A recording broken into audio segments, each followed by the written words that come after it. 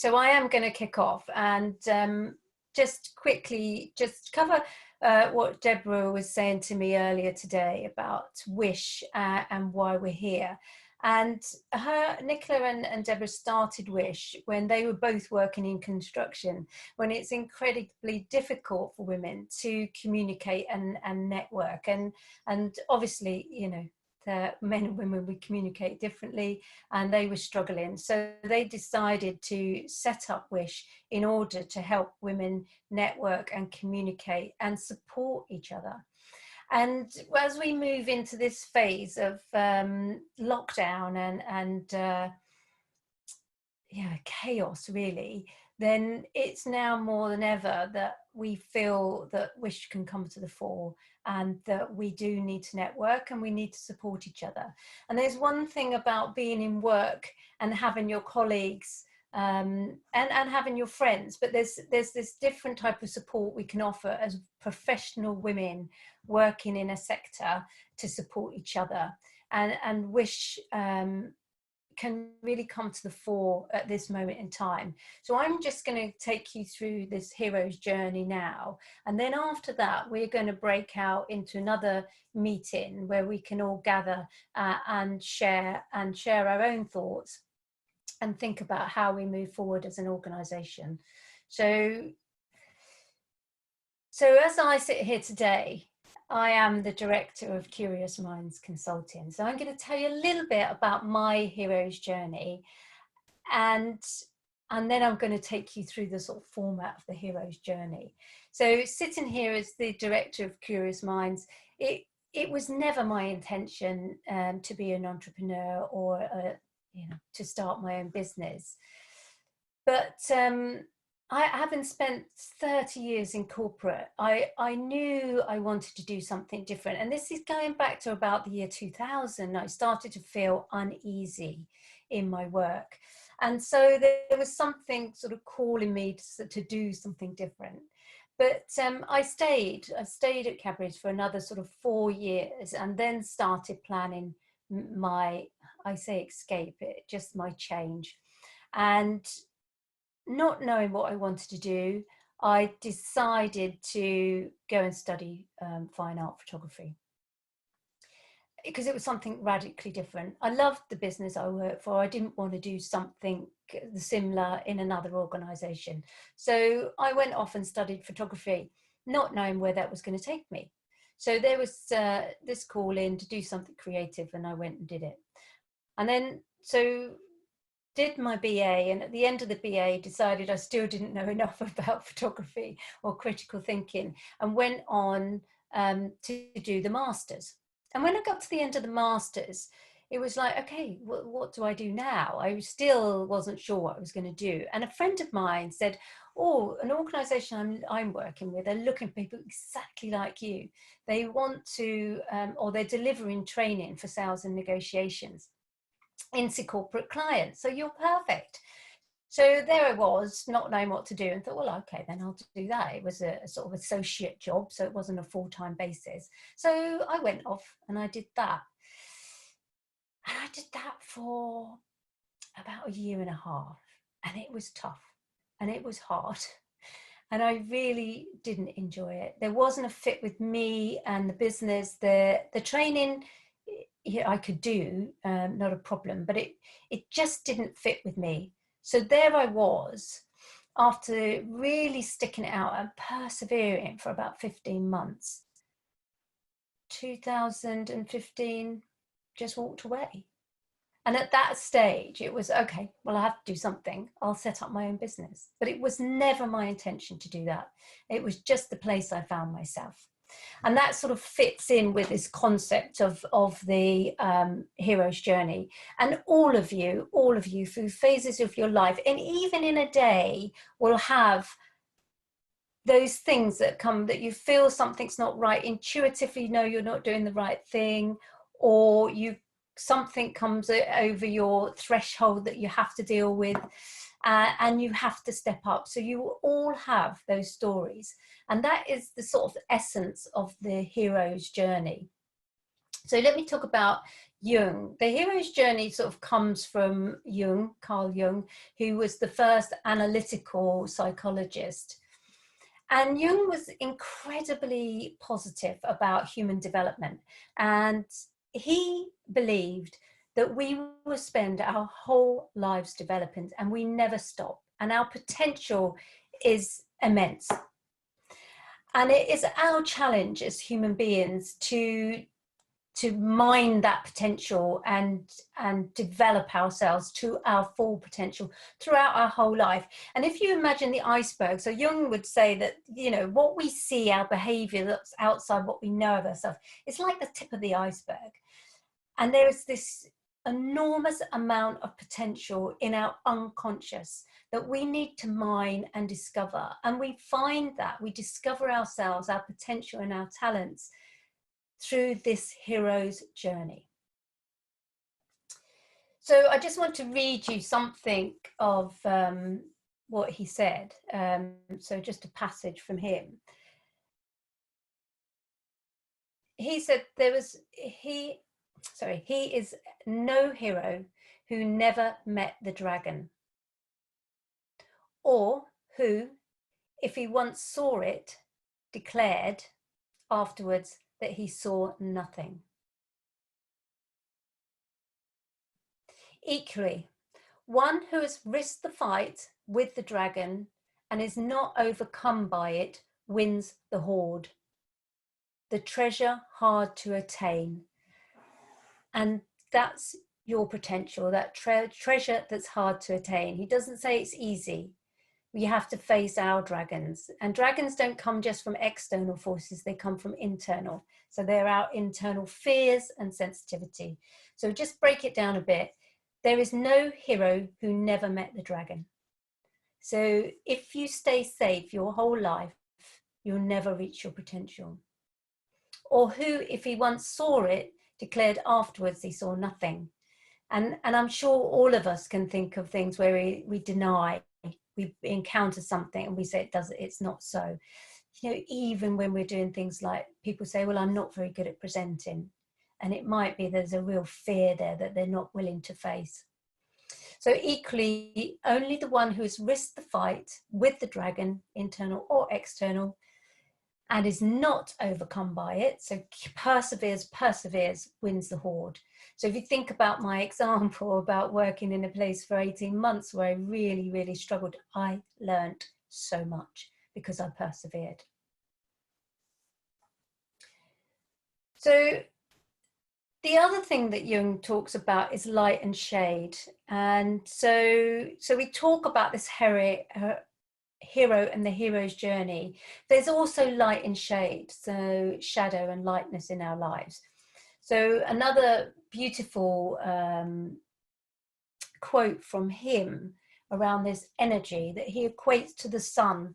And he says of the sun that it sails over the sea like an immortal god who every evening is immersed in the maternal waters and is born anew in the morning.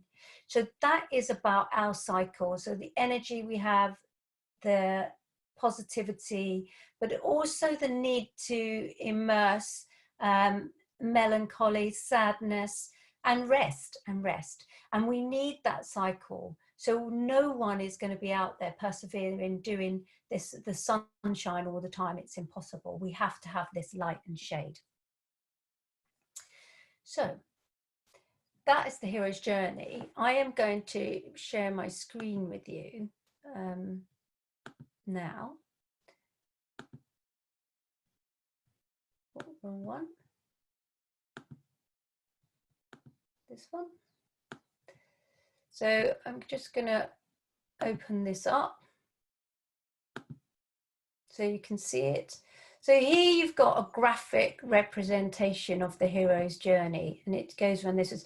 And this is taken from Joseph Campbell, who, and if you look at this, you'll see all movies are based on this, but this is about us and about our lives. So I'm just going to try and talk and use the COVID-19 and the coronavirus that we're going through now, maybe, to look at the hero's journey.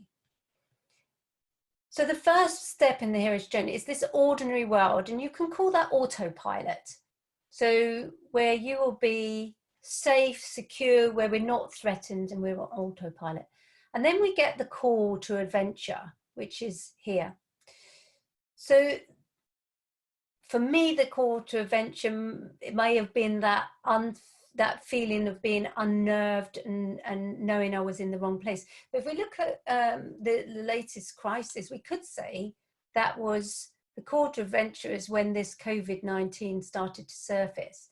And then they go into the step refusal of the call. We don't want to face it. It's too frightening. So we could say this refusal of the call was all of us maybe thinking that this was going to pass and we'd have to just have not strict measures in order to deal with this virus, or the government with the herd mentality, so this herd immunity. So that could be refusal to the call. But we take the call, we step up for the challenge, we go, okay, I'm ready, I am going to face this challenge. And then we meet our mentors, and that's when we need to find the people in our worlds that can help us prepare ourselves for the challenge. Because when we're here with meeting the mentor, we're still in the ordinary world. This is the world of the conscious, the known. So we meet our mentors, preparing ourselves to cross the threshold. This is the scary bit, crossing the threshold into the unknown. And this is when we start to have to really pull on our potential and our talents. So we cross this threshold. And once we cross the threshold, we have to find our allies. And in here are tests, allies, and the enemies. So the allies can be our family, our friends, our supporters, our flag bearers. We all have champions and flag bearers. Who are they? So as we're facing this challenge now, who are your allies? What tests are you facing? Isolation, maybe. I live nearly on my own. I live with a 19-year-old boy. So, isolation, no physical contact. These are all challenges. And for me as a consultant and anyone that is generating all their own business, the phones have gone quiet. Of course, my clients are in not quite meltdown, but they're chaos, trying to sort, trying to organize. So the phones have gone quiet. So these are my tests and the COVID-19 crisis that we're in. And then I approached this innermost cave. So if I relate to my story now, my inner cave and the ordeal that I'm going to face is how I deal with my own anxieties around the phone not ringing.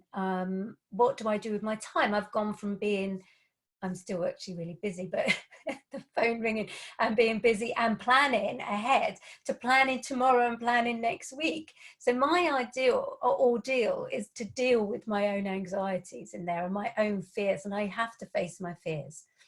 And this all happened for me actually probably just over a week ago.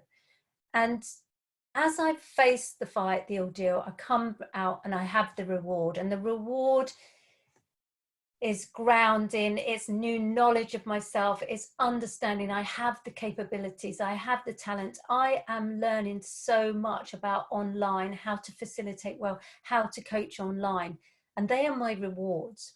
And so I head back to my home, and I'm resurrected because I'm born new with my talents, my newfound talents that were always there. They're always within me as they are within you, but I've now had the opportunity to discover them.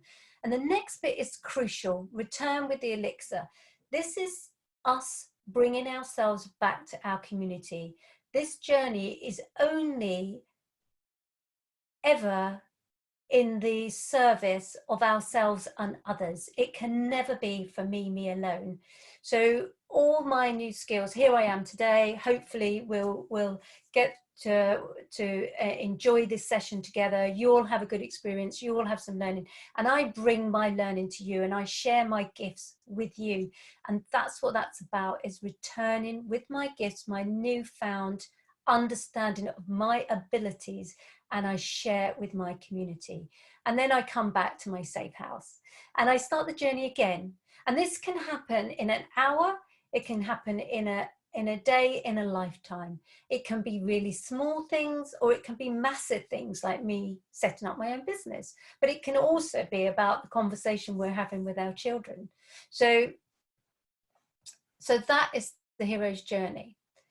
So what I want to do now with you is invite you to do a meditation with me. We've now got 17 of you on, so it's great to have a group on sharing together. But now we're going to do a meditation around the hero's journey. So I'm going to invite you to sit right back in your chair, put your feet on the ground,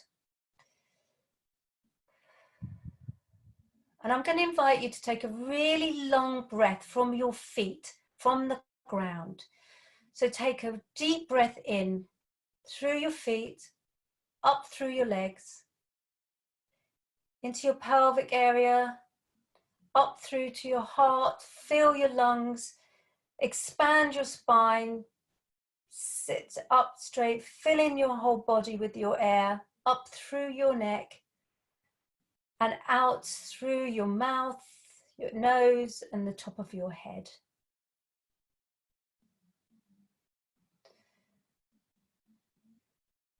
Now I'm going to invite you to take a journey with me and have your own visualization of your hero's journey.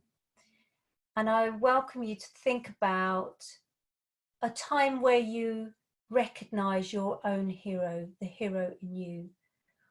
Or even now, how you're dealing with the situation you're in. How is your hero showing up? So together we're going to just breathe through and you're going to visualize your own hero's journey. So we start in the ordinary world, in the safe.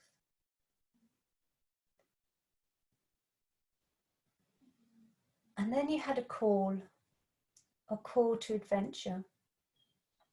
What was the call?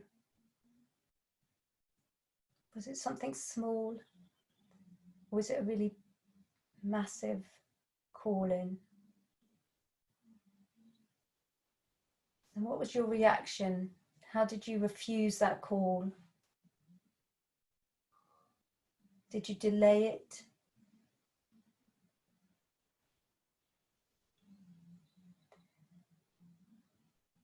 And once you'd heeded the call, once you'd made that move in your mind that you were going to meet your challenges, who were your mentors? Who helped you?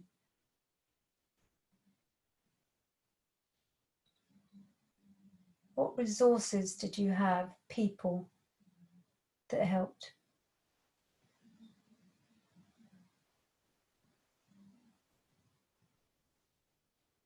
And as your mentors waved you bye-bye and wished you well as you crossed the threshold into the new place, the unknown, what did that feel like for you?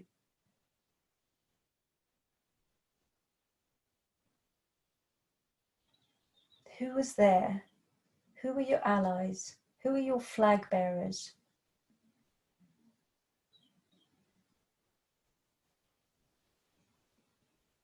And what challenges did you face? Tests. Who got in your way?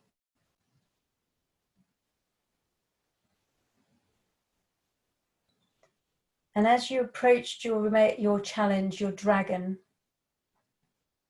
or become fully aware of your dragon, your fear, or the external force that represented your dragon,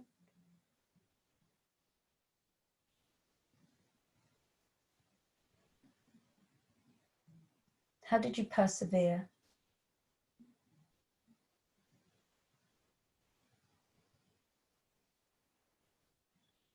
What was your reward?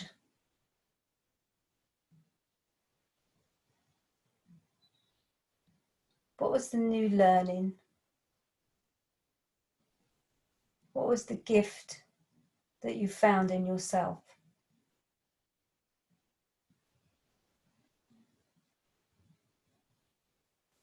And as you journeyed back How did you feel really understanding that you had that gift, that talent, that ability? And who did you share that gift with, that talent?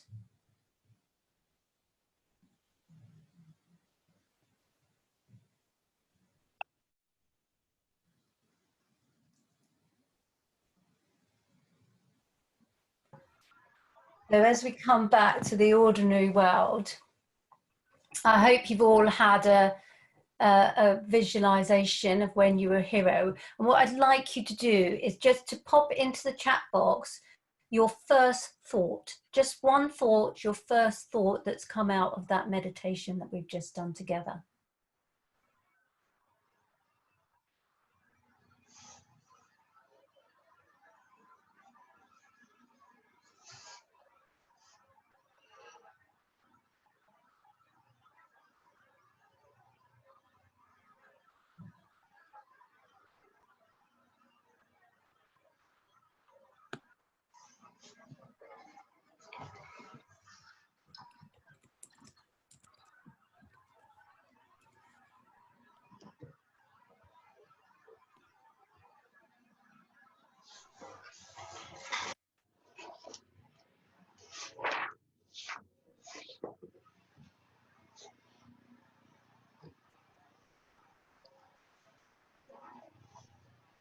Some beautiful sharing. I survived, I thrived.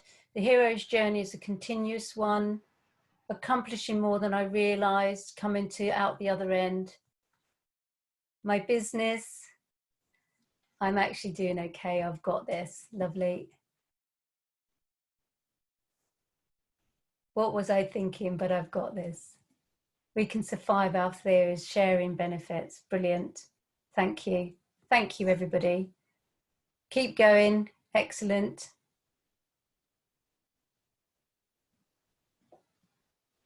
I realise we need to celebrate our success more. That's brilliant. Thank you. You know, one of the dragons can be accepting praise and celebrating success. Brilliant. Thank you. So, Deborah, now hopefully you can see Deborah. Do you want to just say hello, Deborah? Are you still on mute? Sorry about that. I just want to say a quick hi. Thanks very much, Tracy, for standing in for me initially. I just want to echo what Tracy was saying initially. So first of all, I want to say I hope you're all well and managing to stay healthy and safe. And for those who are affected by the virus, or you know someone with the virus, you know, we just wish you well and hope you get better soon. Nicola, unfortunately, is not too well, but I understand she's recovering.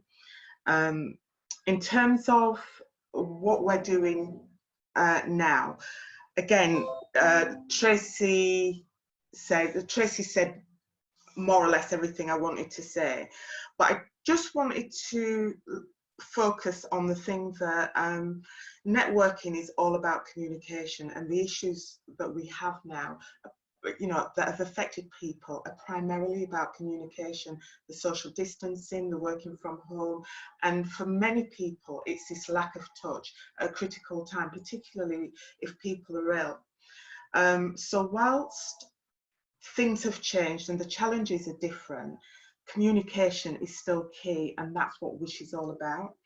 And I think the last thing I would just want to emphasize is that our dream within Wish is not to have a community of women who just enjoy meeting within our sector. It's to do more than that. It's to have a community of women who can have an impact on the world within which we live. So, you know, I'm certain that we will be stronger at the end of this, and we will be able to have an impact, not just now, but in the future, because we don't know how long this is going to last. So that's me, very quickly. Thank you, Deborah.